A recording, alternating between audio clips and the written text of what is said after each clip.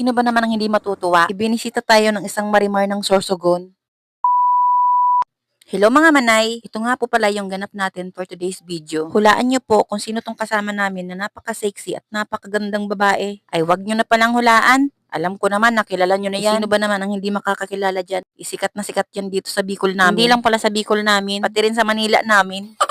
At sino ba naman ang hindi matutuwa? Ibibisitahin ka ng isang diyosa. Napakaganda na, at sobrang bait pa. Hindi ko talaga lubos akalain na dadayo siya dito sa amin. Bibihira lang kasi yung ganyang tao, lalo pat sikat na vlogger. Sino ba naman ako? Isa lang naman akong hamak na paraupay. Kung hindi mo alam yung paraupay, mga taga Magallanes lang nakaka-relate dyan. Ay, mga taga Magallanes ba? Or taga Binalyuan lang? Pagkadating nga dyan ni na Marimar, nagpicture-picture agad kami. Andyan na kasi sa harapan mo yung idol mo, kaya sulitin mo na. Akalain mo, hindi lang picture yung nagawa namin dyan. Pati content, nakagawa din kami. Ganyan po kabait yung Marimar namin. Sana talaga lahat ganyan. Hindi maarte at hindi isnabera. Yung iba kasi dyan, hindi na nga maganda.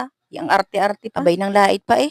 Kwento ko nga sa inyo kung paano ko yan nakilala si Marimar. At kumuha na kayo ng upuan at magtimpla na ng kape. Sigurado kasing magdamagan tayong magkukwentuhan dito. Iisang libro to eh. Charis. Since 2019 ko pa nga yan nakilala, pero dito sa Facebook lang. Pareho kasi kaming member dun sa TPC, yung e-loading. Kaya simula nun, lagi na ako nagko-comment sa mga upload niya. Pero hindi pa siya ata content creator nun. Pero pala kaibigan na talaga yan. At nagkataon naman, nasikat na siya na vlogger ngayon. Pero hindi pa rin siya nagbabago. Kung anong pinapakita niyang ugali nun sa akin, ganun pa rin ngayon. Sana all na lang talaga. Paano ba kasi maging ikaw, Marimar ng Sorsogon? Kaya hindi na nakapagtataka na marami kang tagahanga. Katulad na lang nito kay Anel, na gusto ka raw gayahin. Pati pala si Anel, umaura din dito eh. Kung may Marimar daw ng Santa Magdalena, siya din daw yung Marimar ng Binalyuan. Talong-talo ako eh. Sige na Anel, ikaw na. Dahil man ako maato.